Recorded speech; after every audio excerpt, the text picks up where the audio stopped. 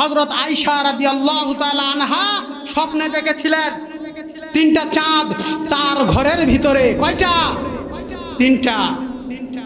আল্লাহর রাসূল ইন্তেকাল করলেন আয়েশা রাদিয়াল্লাহু তাআলা আনহার ঘরের ভিতরে।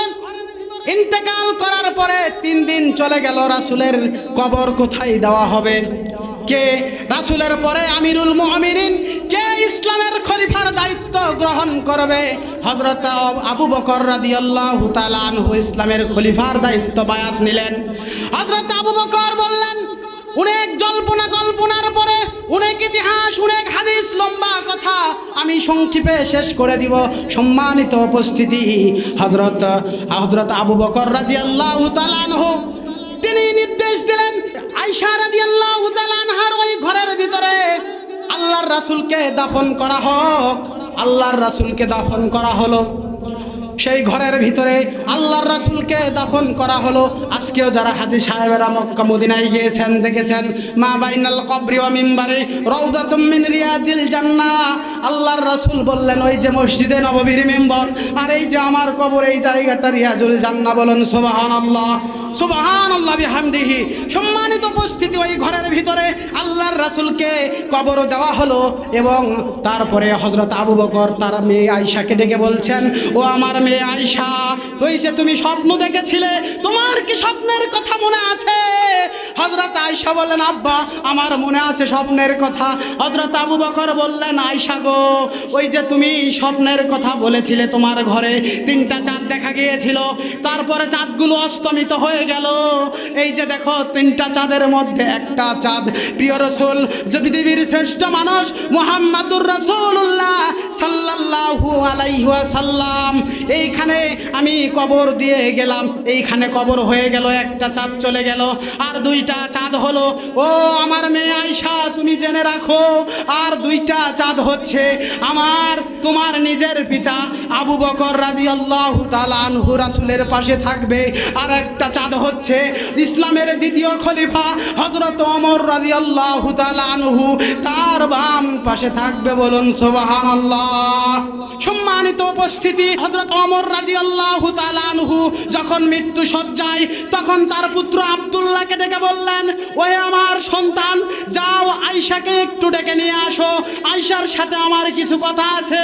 হযরত আয়েশা রাদিয়াল্লাহু তাআলা আনহা আসলেন।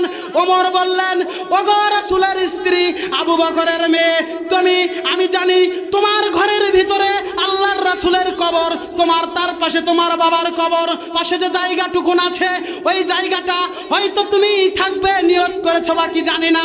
আমি ওমর রাদিয়াল্লাহু তাআলা আনহু খলিফা হিসাবে নয়, আমিরুল মুমিন হিসাবে নয়, ইসলামের একজন আল্লাহর নবীর খাদেম হিসাবে মা তোমার কাছে আমি একটা আবেদন করি, ওই জায়গাটুকুন তুমি আমার জন্য দিবে কিনা? হযরত আয়েশা বললেন, ওগো আমিরুল মুমিনিন, আপনাকে দেখলে শয়তান 40 গজের ভিতর আসতে পারে না। আপনি যে পথে যান সে পথে শয়তান থাকে না। আপনার মতো মর্দে মুজাহিদ হযরত ওমরের অবদান ইসলামে অনেক বেশি।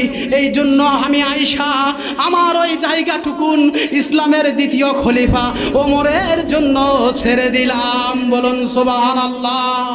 এটা হচ্ছে ইহসান। সম্মানিত উপস্থিতি, উনাকে মঞ্চে ওঠার জন্য মারামারি করে কিনা দেখেছি, আমার নিজের চোখে দেখা। কয়েকদিন আগে বগুড়া মাহফিলে গিয়েছিলাম, একটা গ্রুপ এসেছিল, তাদের 2টা গ্রুপ, একদল মঞ্চে উঠেছে, আরেক দল বলছে ও কেন উঠছে, লাঠি নিয়ে এসেছে মারামারি করতে। মাহফিল 1 ঘন্টা বন্ধ। বলেন নাউজুবিল্লাহ। এই 5 মিনিটের মঞ্চে থাকার জন্য আমাদের মধ্যে মারামারি।